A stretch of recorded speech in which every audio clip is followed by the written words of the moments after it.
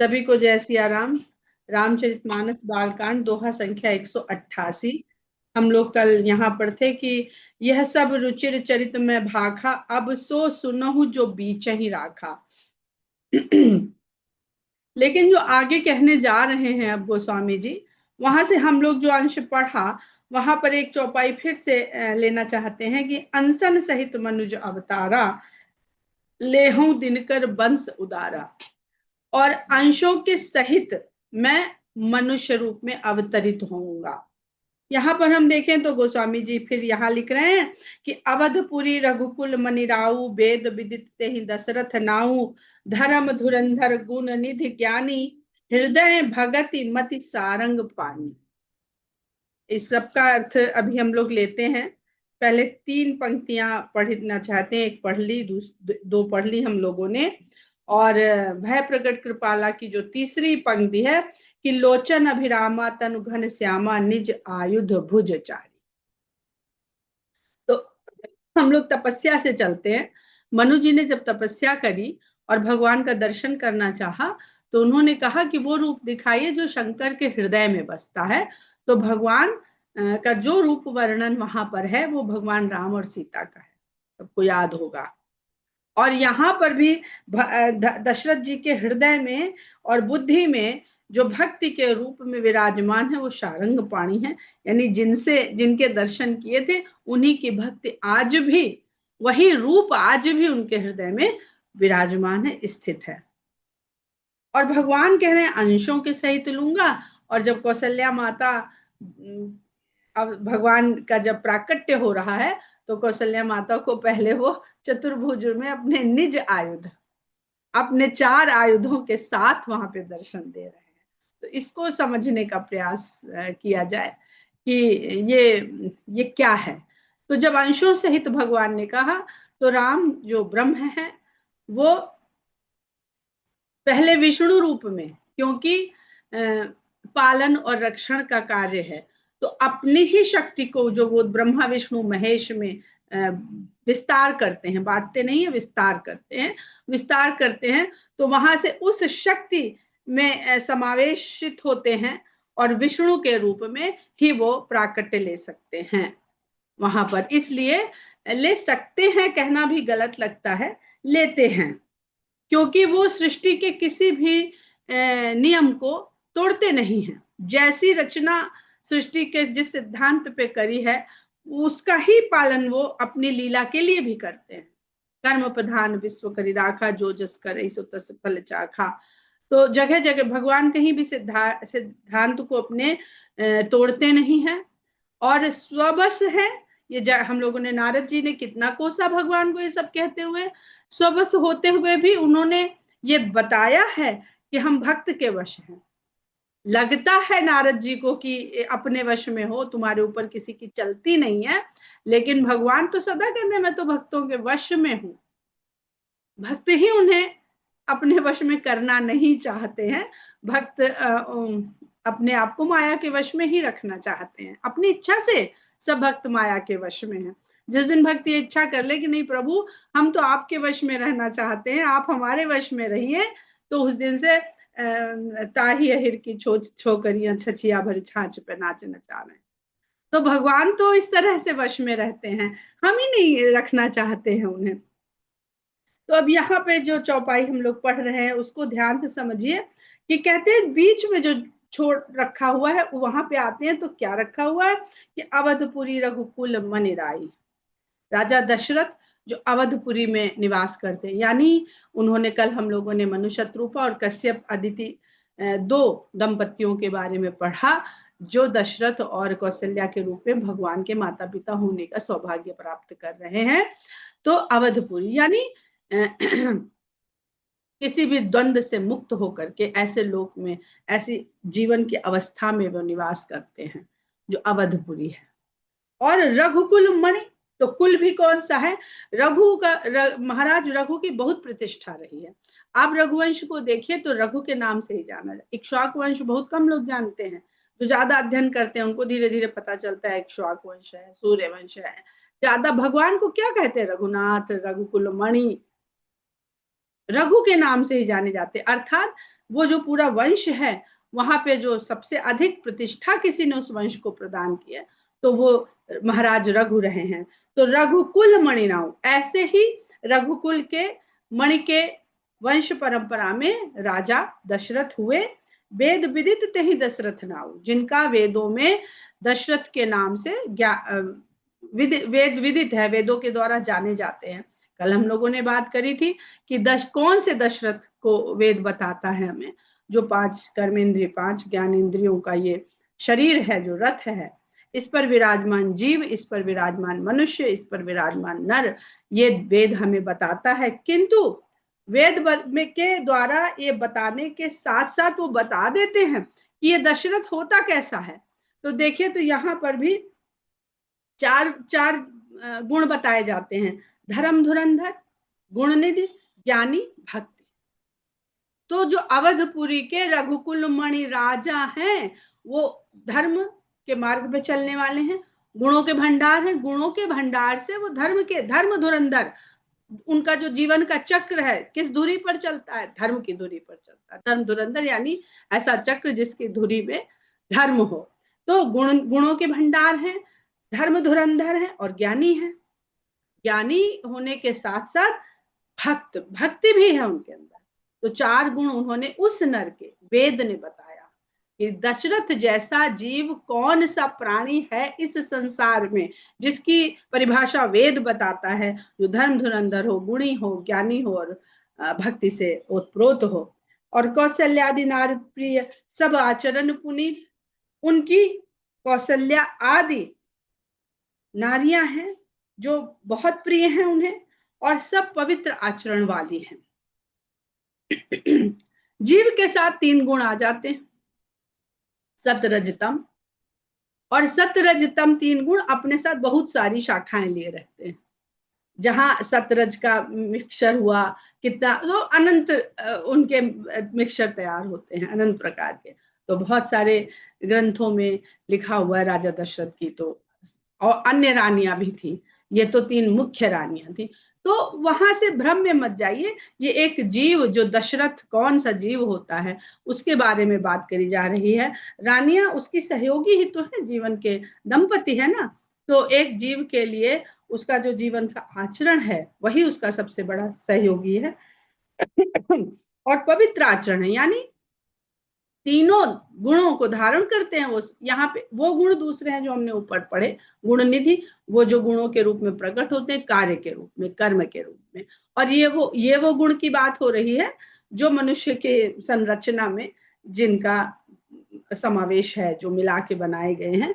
तो वो सभी का आचरण, सत्व गुण अपने हिसाब से पवित्र आचरण में लिप्त है, लगा हुआ है। रजोगुण अपने राजा हैं, राज्य की जो देखभाल करते हैं, संभाल करते हैं। और जो तमोगुण है, तमोगुण भी अपने पुनीत कार्य में लगा। ऐसा थोड़ी कि रात नहीं होगी तो सोएंगे नहीं तो सवेरा नहीं होगा, सवेरे ऊर्जा से भरेंगे नहीं, तो उसको बुरा मत मानी है। ये सब पुनीत आचरण के साथ राजा दशरथ के जीवन में समाये हुए हैं। पति अनुकूल प्रेम दृढ़, ये तीनों गुण पति के अनुकूल हैं। स्वामी, अब ये गुण जिसके भीतर है वो यहाँ पे उसको मत ले आइए कि अच्छा भाई पति के अनुकूल रहना पड़ रहा है। हाँ, इन गुणों को जिस जीव ने धारण किया है उसके अनुकूल रहते हैं सब, पर वो उनको अनुकूल बनाए रखने के लिए सारा कर्म तो राजा का ही है, राजा दशरथ का ही है। वो धर्म मार्ग में चल रहे हैं, वो ज्ञान मार्ग में चल रहे हैं, वो भक्ति मार्ग में चल रहे हैं। तो उन्होंने इस तरह से साध रखा है। रथ को चलाइए तो आपने साध रखा है, तो रथ अपने धर्म मार्ग पे, सन्मार्ग में, सब में बढ़िया चलेगा, इधर उधर भागेगा नहीं, आपको लक्ष्य तक ले जाएगा, मंजिल तक ले जाएगा। पति अनुकूल प्रेम दृढ़, प्रेम में दृढ़ है। हरिपद कमल विनीत, और भगवान के चरण कमलों में उनका भी दृढ़ प्रेम है। एक बार भूपति मन माही, भय गलानी मोरे सुनाई। अब यहाँ पर गोस्वामी जी ने कौशल्या आदि क्यों कह दिया, खाली अन्य रानियों का नाम क्यों नहीं लिखा? तो त्रेता युग में जैसे कि हम लोगों ने पढ़ा कि त्रेता युग में सतो और रजोगुण का प्रभाव बढ़ा, तमोगुण अभी भी थोड़ा कम उसमें रहा। सतयुग में तो सतोगुण ही अधिक प्रभावी रहा, रजो और तमो, रजो थोड़ा था और तमोगुण का प्रभाव बिल्कुल इतना ही था कि बस कार्यवाही चालू रह सके। अब कौशल्या, कौशल्या को दो तरह से लिखते हैं, कौशल्या भी लिखते हैं और कौशल्या भी लिखते हैं, तो उसी तरह से दो अर्थ भी हैं। जो व्यक्तिगत व्यक्तित्व के रूप में कौशल्या है, वो कौशल देश की राजकुमारी थी, इसलिए कौशल्या कहते हैं। लेकिन अगर दशरथ जीव हैं तो बुद्धि की कुशलता, अगर वो कुशलता के रूप में जब उनको लिया जाता है तो उनको कौशल्या कहा जाता है। कुशल बुद्धि, कुशल बुद्धि का वो है प्रतीक है कौशल्या। इसलिए गोस्वामी जी सतोगुण की अधिकता और बुद्धि की कुशलता, बुद्धि की कुशलता इसी में है कि वो ज्यादा सतोगुण से संचालित हो। राम क्यों ऐसे हैं? क्योंकि उनकी माँ सतोगुण से ज्यादा संचालित है, इसलिए राम राम जो भी उनका आचरण है वो अपनी माता के कारण है। एक बार भूपति मन माही भई भय गलानि मोरे सुत नाही। एक बार राजा के मन में इस प्रकार की ग्लानि हुई कि मेरे कोई पुत्र नहीं है। तो क्योंकि राजा हैं, धर्म के साथ वो अपनी वंश परंपरा का पालन कर रहे हैं, निर्वहन कर रहे हैं, तो इस राज्य के लिए उत्तराधिकारी देना ये भी उनके कर्तव्य पालन में से एक है। सभी कर्म करते हैं, सब तरह के कर्म करते हैं, लेकिन जो कर्म होता है, जो पशुवत कर्म है, उसमें आहार निद्रा भय और मैथुन, यही ये कर्म सब जीव के भीतर है। जितने भी जीव हैं, आहार निद्रा भय मैथुन, चाहे शेर को देख लीजिए चाहे चींटी को देख लीजिए, इसी में जीवन चक्र उनका चलता है। मनुष्य इनसे श्रेष्ठ क्यों है? क्योंकि उसके जीवन में अध्यात्म है, विचार है, क्यों है, कारण की खोज है। ये सब उसे अन्य जीवों से अलग बनाते हैं। इसके लिए भी गोस्वामी जी ने आगे एक चौपाई कही है कि जो इस प्रकार का जीवन जीते हैं उनका जीवन बिना सींग और पूंछ के पशु के समान ही है। तो ग्लानि उनको होती है कि मेरे पुत्र नहीं है। ये तो कथा का सीधा सीधा भाग पता चल रहा है। अब यहाँ पर देखिए तो दो जन्मों के, अगर हम पीछे देख लें, चलिए एक जन्म की तपस्या, उसके बाद यहाँ तक प्राप्ति और कैसा उनका जीवन है, उसके बाद भी भगवान तो क्या, साधारण संतान सुत पुत्र नहीं है उनके जीवन में। अर्थात जो हमारा पूर्व जन्म का कर्म और संस्कार हम लेकर के आते हैं ना, संचित कर्म प्रारब्ध कर्म सब लेकर अपनी पीठ पर लाद के लाते हैं, वो भी फल देने के लिए फिर से हमको जांचती है, परखती है प्रकृति, कि कहीं हमारा बीच में कोई गड़बड़ तो नहीं हो गया है, हमने बीच रास्ते में कहीं रिश्वत तो नहीं खा ली है, या हम कहीं और किसी और तरफ तो नहीं डाइवर्ट हो गए हैं। गुरु ग्रह गए तुरंत महिपाला, तो जैसे ही राजा के मन में इस तरह का विचार आता है वो गुरु के घर जाते हैं। तो जीवन में जब भी इस ग्लानि अनुभव हो तो गुरु के पास ही जाना चाहिए। गुरु जो आपका मार्गदर्शक है, चरण लाग कर विनय विशाला, उनके चरण स्पर्श किए और अपनी ये जो बात थी उन्होंने विनती के रूप में बड़े विनम्र भाव से उनके सामने रखी। निज दुख सुख सब गुरु ही सुनायो। अब देखिए, दुख सुख तो सब है उनको, अब कह दीजिए कि भाई हमारे जीवन में हमने कौन सी तपस्या करी है? राजा दशरथ तो इतनी तपस्या करके भगवान से वरदान पा करके आए हैं, तो भी निज दुख सुख सब गुरु ही सुनायो। तो जीवन दुख सुख से परे हो नहीं सकता। उत्तरकांड में हमने पढ़ा कि भाई इस जीवन रूपी वृक्ष पे दो फल लगते ही लगते हैं। जीवन मिला है तो दो फल तो आपको मिलेंगे, और तोड़ना पड़ेगा, खाना पड़ेगा आपको, मधुर और कटु, वही दुख और सुख है। कहे वशिष्ठ बहुविधि समझायो, उन्होंने जब बताया तो वशिष्ठ जी ने उन्हें बहुत प्रकार से समझाया। और धरहु धीर होई हैं सुतचारी, त्रिभुवन विदित भगत भयहारी। उन्होंने कहा, हे राजन धीरज रखिए, आपके 4 पुत्र होंगे जो तीनों लोकों में जाने जाएंगे और भक्तों के भय का हरण करने वाले होंगे। तो वेद विदित और लोक विदित, यहाँ पर 2 चीजें हमें मिल रही हैं। वेदों की जो कही हुई बात है वो जब तक लोक में न जाए तो वो शास्त्र तक ही रह जाती है सीमित। हम लोग कहते हैं ना, शास्त्रीय संगीत और लोक संगीत। तो जो वेद की बात है वो लोक तक पहुंचनी चाहिए। और भगवान को जगह जगह श्रुति सेतु कहा है यानी जो वेद की बातें हैं, जो वेद के सिद्धांत हैं, उसको लोक तक लाने वाला भगवान राम का जीवन चरित्र है। तो जो एक किनारे से दूसरे को जोड़े वही सेतु है। जो शास्त्र निहित, वेद निहित सिद्धांत को मनुष्य के पूरा जीवन चक्र से जोड़े वही राम सेतु है। और तो सब जो भौगोलिक दिख रहा है वो इसलिए है कि हम याद रखे रहे। हमें दिखता नहीं है तो हम भूल जाते हैं। व्हाट्सएप पे बहुत दिन कोई मैसेज ना करे तो इतना नीचे चला जाता है कि हमें चाहे जितना हमारा प्रिय हो, हमें वो याद नहीं रहता। याद कौन रहते हैं? जो 10-12 लोग रोज गुड मॉर्निंग भेज देते हैं, वो ऊपर रहते हैं। तो जो नहीं दिखते हैं वो प्रिय होते हुए भी, सत्य होते हुए भी याद नहीं रहते हैं। तो इसलिए भगवान ने वो सब भौतिक रूप में हमारे सामने दृष्टिगोचर कर रखे। अब यहाँ पर देखिए जो सुंदर बात है कि अनशन सहित मनुज अवतारा और धीर धरव हुई है सुत चारी। तो चार का आरंभ से चल रहा है, पर जो चार पुत्र होंगे, और भगवान ने अंशों सहित बात करी है, तो वो अंश के कारण वशिष्ठ मुनि बहुत ज्ञानी है, बहुत ज्ञानी है। ब्रह्मा जी ने उन्हें नियुक्त किया है रघुकुल में पुरोहित के रूप में। तो थोड़ा सा इस चार को भी समझने का प्रयास करते हैं हम लोग। कल हम लोगों ने बात करी थी तुरीय, जागृत, सुषुप्ति और स्वप्न की, जहां पर हम लोग थोड़ा सा किसी को नीरस लग सकता है, ध्यान से सुनिएगा कि तुरीय अवस्था और जागृत अवस्था ये राम और लक्ष्मण है। तुरीय अवस्था भगवान राम, जागृत भगवान लक्ष्मण, और सुषुप्ति और स्वप्न भरत और शत्रुघ्न। यहाँ तक हम लोग कल थोड़ा बहुत समझा था। तो राम क्या है? राम तो परम चेतना है। राम परम चेतना का ही प्राकट्य है दशरथ के जीवन में, जो संसार को परम चेतना का लाभ देने के लिए संसार में अवतरित हुए। खाली दशरथ जी को पुत्र सुख देने के लिए नहीं अवतरित हुए हैं। और लक्ष्मण जी लक्ष्म हैं, लक्षण है, शेष है। जब नामकरण होगा तब हम लोग इसको और समझेंगे। भरत जी शंख, जो भगवान जब चार निज आयुध भुजचारी, तो आयुध में क्या है भगवान के? शंख, चक्र, गदा, पद्म, यही तो चार हैं जब प्रकट होते हैं। अब वो शेषशायी नहीं है, वो इस रूप में उनके सामने प्रकट हुए हैं, माता कौशल्या के सामने। भरत जी का कार्य, शंख का कार्य, शंख नाद करता है, नाद करता है यानी धर्म स्थापना का ऐलान करता है। तो भरत जी का चरित्र धर्म स्थापना का नाद करता है।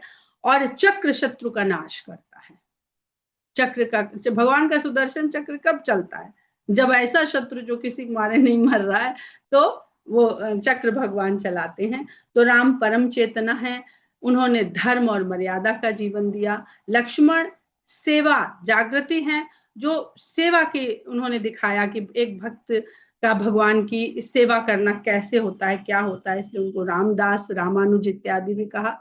भरत जी प्रेम और समर्पण। अब कथा सुनिए आगे तो यही यही मिलेगा आपको हर जगह। भरत जी प्रेम और समर्पण है, वो भी रामदास ही के रूप में स्थापित है। और शत्रुघ्न जी शत्रु का विनाश, जो भगवान का अंश है, जो शत्रुओं का विनाश, क्योंकि राम तो किसी का विनाश करते वर्ते हैं नहीं, उनको कुछ लेना देना है नहीं, कोई उनका शत्रु है ही नहीं। तो जो सृष्टि को चलाने के लिए उनके अंशों के जिम्मेदारियां हैं वो उनके साथ ही आते हैं। शत्रु विनाश, और कौन से शत्रु? हमारे अंतर्मन के। हम दोनों बात समझते चल रहे हैं साथ साथ, सांसारिक कथा और अपने आंतरिक भी, आध्यात्मिक भी। तो हमारे अंतर्मन के शत्रुओं का नाश करने वाले चक्र जो हैं वो शत्रुघ्न। इसीलिए हम हमेशा कहते हैं कि शत्रुघ्न जी की कथा, उनका विवरण सबसे कम है। गोस्वामी जी चाहते नहीं हैं कि हमारे अंतर्मन में दोष बढ़े। दोष बढ़ेंगे तो हमें शत्रुघ्न चरित्र से में ही जीवन कट जाएगा।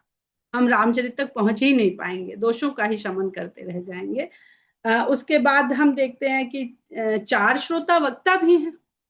तो वहां पर भी यही हम लोग पहले भी पढ़ चुके हैं कि जिज्ञासा, शंका, इच्छा और दीनता। अब आप लोग को समझ आ रहा होगा, जिज्ञासु माता पार्वती हैं। जिज्ञासा का अंत मतलब समाधान, अंत तो नहीं, समाधान ज्ञान से होता है, और शंकर भगवान मोक्षदायी है। हर जगह शंकर भगवान को, काशी में एक जगह काशी का नाम आया पूरे मानस में, हो सकता और भी कहीं आया हो, मेरे ध्यान में एक जगह जो मोक्ष प्रदायिनी है, क्योंकि रामचरितमानस प्रेम प्रदायिनी लिखी है गोस्वामी जी ने, उनके मानस में बहुत कम ही हैं जो मोक्ष चाहते हैं। और शंकालु गरुण जी हैं, शंका का भी समाधान ज्ञान से होता है। और भरद्वाज जी इच्छुक हैं, इच्छा करते हैं। तो वो ये सब, यही सब तरीके हैं भगवान की कथा या भगवान के चरित्र को सुनने और जानने के। इच्छुक है, इच्छा के लिए कर्म, कर्म इच्छा पर निर्भर करता है। इसको अपने से आप लोग जो है थोड़ा सा कथा जब आगे बढ़ेगी तो इसको समझते रहिएगा। और तुलसीदास जी दीनता के भाव से हैं, यानी शरणागति, कोई इच्छा है ही नहीं। और भी जो हमें याद आता जाएगा हम बीच बीच में बताते जाएंगे। तो भगवान के 4 आयुध हैं, शंख चक्र गदा पद्म। शंख भरत जी हैं, चक्र शत्रुघ्न जी हैं, पद्म लक्ष्मण हैं। पद्म लक्ष्मण क्यों है? क्योंकि लक्ष्मण को जो भी शेष बचा, जब नामकरण होगा पढ़िएगा, जो भी शेष है वो सब लक्ष्मण है, वो शेषावतार कहलाते हैं। तो भगवान के स्वरूप में जो भी शेष है वो सब लक्ष्मण जी हैं। और गदा रह जाती है तो ऐसा हमको लगा आज पढ़ते हुए कि वो गदा बजरंग बली, इसीलिए वो आगे मिलते हैं। तो जो एक उनका शस्त्र रह गया है वो गदा हनुमान जी के हाथ में पकड़ा के, और भगवान का जो दरबार आप देखते हैं उसमें यही तो है, राम लक्ष्मण भरत शत्रुघ्न माता सीता, और चरणों में बैठे हुए गदा को रख के हाथ जोड़े बैठे हुए हनुमान जी। तो ये जो उनका जो निज आयुध भुज चारी कौशल्या माता के सामने प्रकट होंगे, और स्वयं भगवान तो शारंग पाणी है। हम लोग इसकी बात आगे करेंगे। इसके बाद हम लोग अपने इसमें बढ़ते हैं।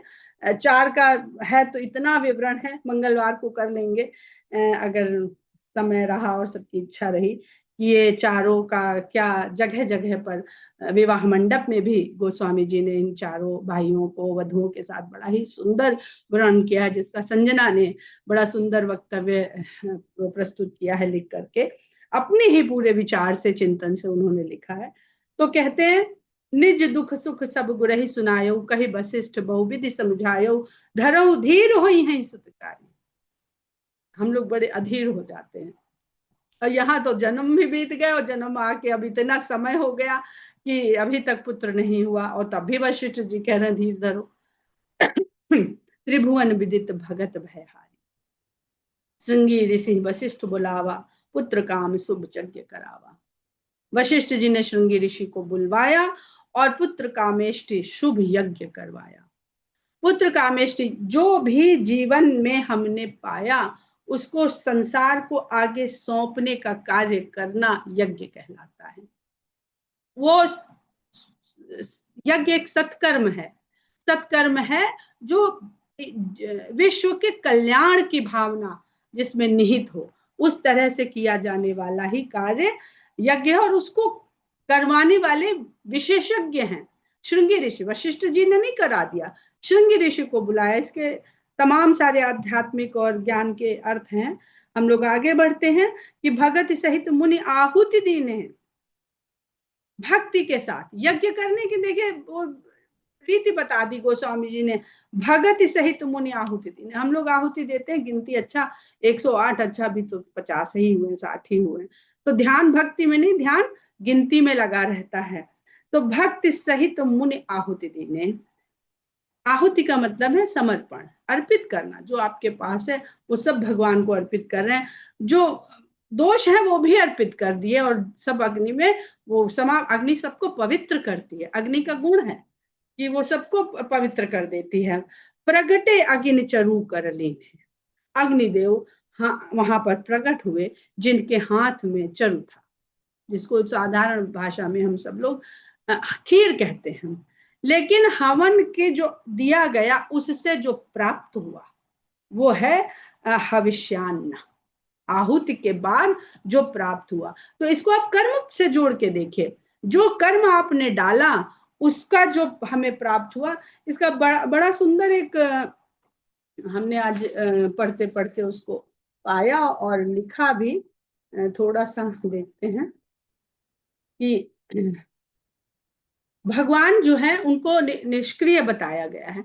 तो जब संसार बनता है तो निष्क्रिय से सक्रिय होते हैं, सक्रिय से क्रियाशीलता, क्रिया से ही कर्म होता है, और कर्म होता है तो फल मिलता है। फल क्या है? वही परिणाम है। फल ही कर्म का परिणाम है, और उस परिणाम से जो प्राप्ति हुई लक्ष्य, तो इसको जोड़ के देखिएगा। भगवान तो वरदान वरदान दे के निष्क्रिय है, भाई ठीक है देखा जाएगा। अब भक्त को याद भी है कि हम चाहिए कि नहीं चाहिए, क्या पता संसार रास आ रहा हो, मगन हो गया हो, भूल गया हो हमें। तो भगवान तो निराकार है, निर्गुण है, निष्क्रिय है, अपना संसार भर में व्याप्त है। तो फिर से वो सक्रिय करने के लिए उस तेज को सक्रिय करने के लिए दशरथ जी को श्रृंगी ऋषि यज्ञ करवाते हैं, और यज्ञ के रूप में प्रगटे अग्नि चरु पर है। जो वशिष्ठ कछु हृदय विचारा, सकल काज उभा सिद्ध तुम्हारा। जो कुछ वशिष्ठ ने हृदय में विचारा था, तुम्हारा वो सब कार्य सिद्ध हो गया। मतलब इच्छा तो दशरथ जी की थी, लेकिन उस इच्छा को पूरा, वही ना, इच्छा कर्म जो है इच्छा पर निर्भर है। एक एक चीज को आप लोग थोड़ा सा जोड़ लेंगे अपने आप से, तो इसके जितने जो गूढ़ार्थ हैं वो स्वयं समझ में आने लगेंगे। जो वशिष्ठ कछु हृदय विचारा, सकल काज उभा सिद्ध तुम्हारा। यह हबि बांटि दे नृप जाई, यथा जोग जहि भाग बनाई। हे राजन, ये हवि लीजिए, और यथा योग्य, जैसा भाग आपको चाहिए यथा योग्य इसको प्रदान कर दीजिए। भगवान अपने अंशों के साथ इसमें है। अब देखिएगा कि किस प्रकार इसका बंटवारा होता है। तो यहाँ पर आपको सतो रजो तमो गुण समझ में आएगा, और सब अपने सकारात्मक आचरण से हैं, इसलिए बिल्कुल कंफ्यूज मत होइएगा। कैकेयी जी अगर तमो गुण का यहाँ पर प्रतीक हैं, उनसे भरत जी का जन्म हो रहा है, और भरत का आचरण और भरत का प्रेम, भरत की भक्ति हम सब जानते हैं। तब अदृश्य भय पावक सकल सभई समझाई, परमानंद मगन नृप हरस हृदय समाई।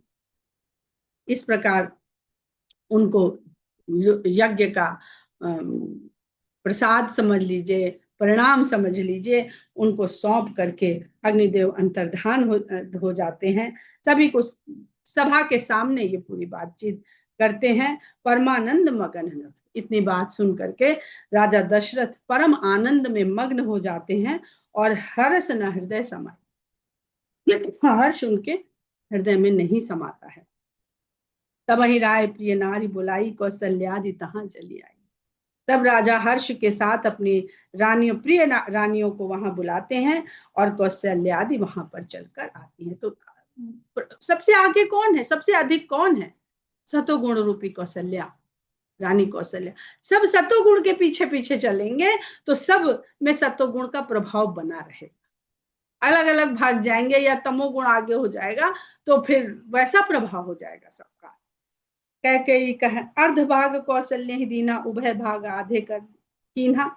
आधा भाग राजा दशरथ ने कौशल्या को दिया, और जो दूसरा आधा बचा उसके 2 भाग कर दिए, यानी 1/2 हो गया, और 1/2 के फिर आधे आधे हो गए, तो 1/4 1/4।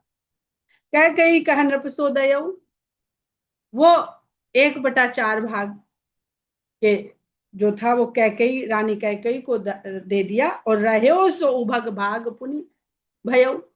अब 1/4 बच गया, 1/2 कौशल्या को, 1/4 कैकेयी को, 1/4 बच गया, उसके फिर से 2 भाग कर दिए गए। अब गणित क्यों कर रहे हैं गोस्वामी जी, ये समझ में नहीं आ रहा है, पर गणित कर रहे हैं। उसका हो कितना हो गया, जब 1/4 के 2 भाग, 1/8 1/8 जोड़ के देख लीजिएगा, जिसको भिन्न जोड़ना आता हो, एक निकलता पूर्ण, पूर्ण बनता है। हम लोग आगे धीरे धीरे इसकी भी चर्चा करेंगे। और 9, क्योंकि 9वीं तिथि मधुमास पुनीता, तो भगवान 9 को प्रकट होते हैं 9वीं तिथि को। उभय भाग आधे कर कीन्हा, कैकेयी कह नृप सो दयऊ, रहो सो उभग भाग पुनि भयऊ, कौशल्या कैकेयी हाथ धरे। तो ये जो 1/8 बचा, वो उसमें से 1/8 कौशल्या को, और 1/8 कैकेयी के हाथ में पुनः दिया। दीन सुमित्र ही मन प्रसन्न कर, और दोनों रानियों ने, कौशल्या और कैकेयी ने, ये 1/1 भाग सुमित्रा के हाथ में प्रसन्नता के साथ दिया। एहिविध गर्भ सहित सब नारी, भई हृदय हर्षित सुख बारी। इस विधि से सभी रानियां गर्भवती हुई, भई हृदय हर्षित सुख भारी। और गर्भवती होते ही उनको बहुत हृदय में हर्ष हुआ और बहुत सुखी हुई। जा दिन ते हरि गर्भ ही आए, सकल लोक सुख संपत्ति छाए। जिस दिन से भगवान श्री हरि गर्भ में आए, सारे लोक में सुख और संपत्ति छा गई। अब गर्भ में आना क्या है? हम लोग ने हिरण्य गर्भ पढ़ा, हिरण्य गर्भ से ब्रह्मांड की उत्पत्ति हुई, ये भी पढ़ा।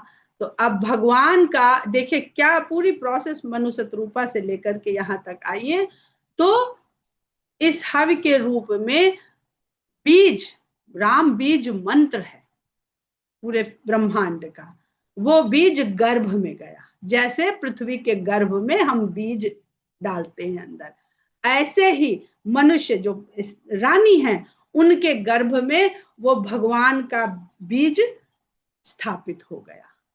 जब भगवान का बीज स्थापित हो गया तो क्या हुआ?